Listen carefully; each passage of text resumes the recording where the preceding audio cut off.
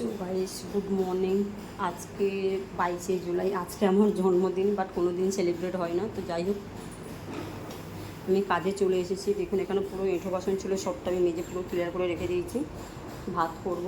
তো দাদাকে জিজ্ঞেস করলাম দাদা কী রান্না হবে। দাদা বলছে আলুর পরোটা। সেদিনকে আলু পরোটা করেছিলাম, দাদার খুব ভালো লেগেছে, তার জন্য আজকে আবার আলু পরোটা করতে হবে। তো তার জন্য আমি আলু সিদ্ধ বসিয়ে দিচ্ছি, দাদার জন্য চা হচ্ছে। তো এরপরে আমি টুকটুক করে দেখাবো আজকে সারাদিনটা কী হবে। কেন কি আমার নিজের দাদার শরীর খারাপ, সে আসছে ডাক্তার দেখানোর জন্য, তাকেও ডাক্তার দেখাবো।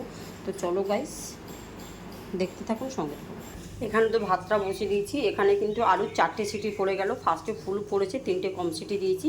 আলুগুলো গোটা গোটা থাকবে, শক্ত থাকবে, তবে কিন্তু আলু পরোটা বেশি ভালো হয়। তো চলুন, আমি গ্যাসটা বন্ধ করে দিলাম। তো এবারে আমি শুকনো মশলা বানিয়ে নেবো কাঠখোলায় আলু পরোটার জন্য। তো দেখুন কি গরম হয়ে গেছে। এখানে দেখুন শুকনো মশলা নিয়ে নিয়েছি, গোটা জিরে, একটু গরম মশলা আর দুটো শুকনো লঙ্কা। কি বলছেন? ছোটো ডাস্টবিনটা রান্না করে নিলে তো ওটা নোংরা হয়ে যাবে না আবার। দেখুন কাঠখোলাটা ভাজা হয়ে গেছে, আলুটাও সিদ্ধ হয়ে গেছে। দেখেছেন গোটা গোটা আলু থাকবে। এবার জল থেকে তাড়াতাড়ি করে তুলে নেবো, নাহলে কিন্তু জলে বেশিক্ষণ থাকলে প্যাচ প্যাচ করে, কাদা কাদা হয়ে যায়। গাইস দেখুন কাঠখোলায় তো ভেজে নিয়েছি, মশলাটা একটু মতন হার্ড হয়ে গেছে। এবার শিলনোড়াতে এটা আমি পিষে নেবো, ভালো করে পিষে আলুর সাথে মেখে নেব। দেখুন মশলাটা আমি পুরো পিষিয়ে নিয়েছি, দেখতেই পাচ্ছেন ভাজা মশলা। এটা আমি আলু পরোটায় দেবো, খেতে কিন্তু বাম্পার হয় গাইস। দেখতেই পাচ্ছেন আলুগুলো সব সিদ্ধ হয়ে গেছে, আমি খোসা ছাড়িয়ে নিয়েছি। এটাকে আমি ঠান্ডা করতে দেবো এখন। দাদা আবার আমের চাটনি খাবে, তো আমটা যেহেতু কম আছে বলে টমেটো মিশিয়ে নিয়েছি। টমেটো আম দিয়ে চাটনি বানাবো, আর আজকে আমি চাটনিটা কুকারের মধ্যেই বানাবো। কেন কি বেশি বাসন করবো না, কেন আলু পরোটা করতে অনেকটা সময় লাগবে। দেখতেই পাচ্ছেন কুকারে তেল দিয়েছি সামান্য, একটু 5 ফোড়ন আর শুকনো লঙ্কা ফোড়ন দেবো। শুকনো লঙ্কাটা চিড়ে দিতে হবে। তো দেখুন 5 ফোড়নটা আমার ঠিকঠাক হয়ে গেছে। এবার আমি আম আর টমেটো অ্যাড করলাম।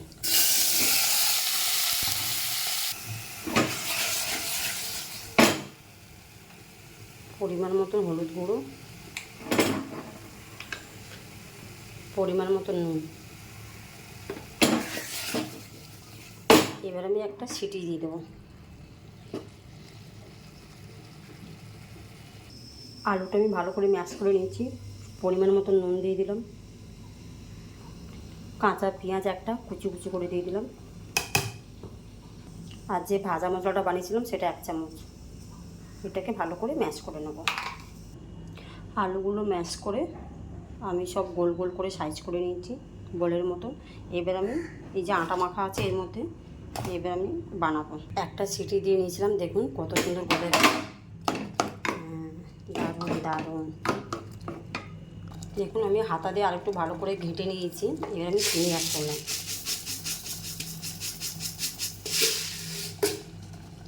দেখুন সুন্দরভাবে চাটনিটা ক্লিয়ার হয়ে গেল। এটা বেশ কিছুদিন চলবে, দেখতেই পাচ্ছেন। সো গাইস ডাল হবে ফার্স্টে বলে কিছু রান্না নেই, তারপরে রান্না সব বেরিয়ে পড়ে। জিরে ফোড়ন দিলাম,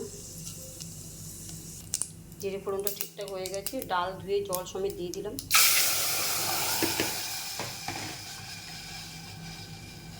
হলুদ আর নুন, আর কোনো কিছু না, লঙ্কাও পর্যন্ত না, ঝাল হয়ে যায়। গাইস আমি একটা আলু পরোটা দেখাতে পারবো, কেন কি এক হাতে করছি তো বুঝতেই পারছেন। দেখুন গোল করে ফার্স্টে বেলে নেব, তারপরে সামান্য একটু আটাটাকে ছড়িয়ে দেবো, এই যে এইভাবে করে দেবো। তারপরে আলুর পুরটাকে দিয়ে দেবো। আলুর পুরটাকে দিয়ে এইভাবে করে বন্ধ করে বেলে নেবো হালকা হাতে। দেখাচ্ছি আমি, দেখুন হালকা হাতে বেলে নিয়েছি। যতই চাপ দেবে ততই কিন্তু ফেটে যাবে, কেন আলু পরোটা যতই আপনি করুন ততই ফেটে যায়। তো আমি আলুটাকে টাইট করে মেখে নিয়েছি বলে দেখুন তার জন্য ফাটে না। এই যে দেখুন খুব সুন্দর বেলা হয়ে গেছে। এইবার আমি তাওয়াতে দিয়ে দিলাম। এখানে দেখুন ডালটাও হয়ে গেছে। দেখুন ডালটাও কমপ্লিট হয়ে গেছে, জাস্ট ফোড়ন দিয়ে বানিয়েছি, কেন কি লঙ্কা খায় না। এবার দেখুন লাউ বানাবো, লাউটা কেটে রেখেছি। আজকে প্রেসারেই বানাবো, কারণ এদিকে পরোটা করছি, আলু পরোটা করতে অনেক সময় লাগে আর ভীষণ বিরক্ত করে একটা রান্না বাড়িতে। দেখুন কম আছে চেপে চেপে এইভাবে ভাজতে হবে, তবে কিন্তু ভেতরটা সিদ্ধ হবে, কাঁচা থাকবে না, তবেই খেতে ভালো লাগবে আর করে ভাব হবে। দেখতে পেয়েছেন দেখুন কত কম তেল দিয়ে বানাচ্ছি আমি আলু পরোটা। কুকারে তেল দিয়ে দিয়েছি, জিরে ফোড়ন দিয়ে দিলাম। ফোড়নটা ঠিকঠাক হয়ে গেছে, লাউ অ্যাড করলাম। একটা কাঁচা লঙ্কা, সামান্য পরিমাণ হলুদ আর পরিমাণ মতো নুন দিয়ে এখন একটা সিটি দিয়ে দেবো। সিটি দেওয়ার পরে ভালো করে চালিয়ে চালিয়ে জলটাকে শুকিয়ে লাউটাকে বানাবো। দেখুন এত সুন্দর করে বেলবে না, আলু পরোটা ফুলতে শুরু করবে। দেখতে পাচ্ছেন কত সুন্দর ফুলেছে। দেখুন এইরকম হচ্ছে আলু পরোটা আমি বানাই। এক হাতে ক্যামেরা করছি, এক হাতেই দেখাচ্ছি, বুঝতেই পারছেন গাইস। প্রচণ্ড আমার আলু পরোটা প্রশংসা আছে। দেখতে পাচ্ছেন কেমন ফুলেছে।